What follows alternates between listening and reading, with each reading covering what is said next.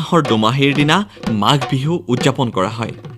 সেই সময়ত গাঁৱৰ ৰাইজে খেতি চপাই ভঁৰাল উপচাই ৰাখে আৰু সকলো বস্তুৰে উভৈনদী হৈ থাকে আৰু মাঘ বিহুত বিভিন্ন ধৰণৰ পিঠাপনা জা জলপানো তৈয়াৰ কৰা হয়। সেয়ে মাঘ বিহুক ভোগালী বিহু বুলিও জনা যায়। অসমীয়াই উদযাপন কৰা ভোগালী বিহু গৰুধৰীয়াবাসীয়েও পালন কৰে উলহ মালহেৰে। অৱশ্যে অন্যান্য ঠাইৰ লগত গৰুধৰীয়াৰ ভোগালী বিহুৰ কিছু বৈসাদৃশ্যও মন কৰিবলগীয়া। সাধাৰণতে ভোগালী বিহুত অন্যান্য ঠাইত উৰুকাৰ নিশা ভোজ ভাত খোৱাৰ পৰিৱৰ্তে গৰুধৰীয়াত দিনাহে ভোজ ভাত খোৱা হয়।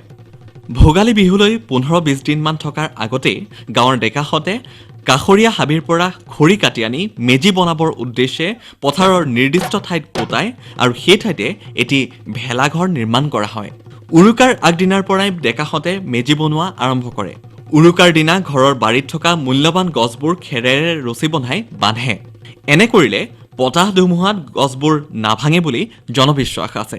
ইফালে উৰুকাৰ গধূলি প্ৰতি ঘৰতে ভোগালীৰ জা জলপান তৈয়াৰ কৰাত ব্যস্ত হৈ পৰে গৃহিণীসকল। চুঙা চাউল, তিল পিঠা, ঘিলা পিঠা আদি বনাই ৰাতি দুপৰলৈকে। গাঁৱৰ ডেকাহঁতে উৰুকাৰ নিশাটো ভেলাঘৰত পৰ দি দোকমোকালিতে মেজি জ্বলায়। গাঁৱৰ সৰুৰ পৰা ডাঙৰলৈ মানুহবোৰ এন্ধাৰতে উঠি মেজিৰ জুইৰ লয়।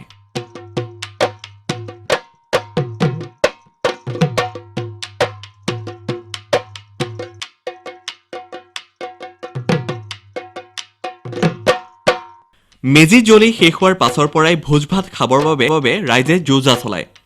গাঁওখনৰ প্ৰতি ঘৰৰ পৰা শাক পাচলি, চাউল আদি সংগ্ৰহ কৰা হয়। সেইদিনা পুৱা গাঁওখনৰ প্ৰতি ঘৰতে পিঠা পনা, চুঙা চাউল আদি খাবলৈ প্ৰস্তুতি চলোৱা হয়।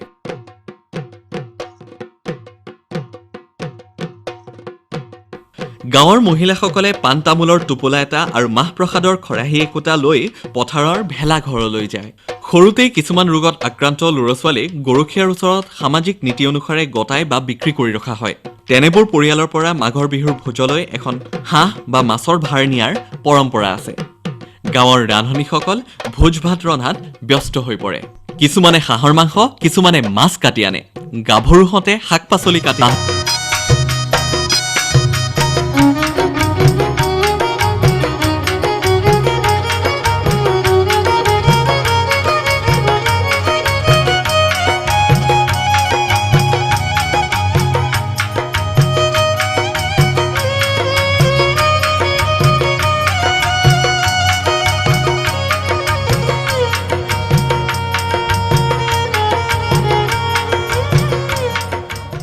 গাঁৱৰ বোৱাৰীসকলে মাহ প্ৰসাদৰ কেঁচা সকাম খায়। সমান্তৰালভাৱে গাঁৱৰ ৰাইজে বিভিন্ন ৰং ধেমালিও কৰা দেখা যায়।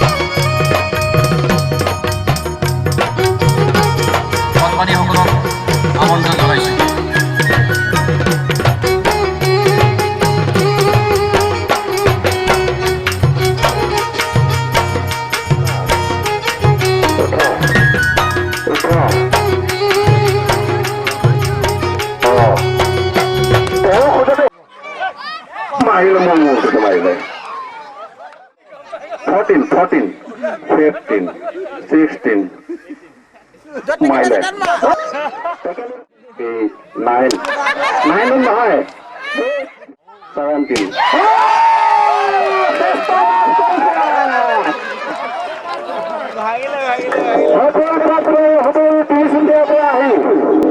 আজি আমাৰ ভোগালী মহোৎসৱ একেবাৰে যথেষ্ট অসুবিধা লাভ কৰে। নাচ কাম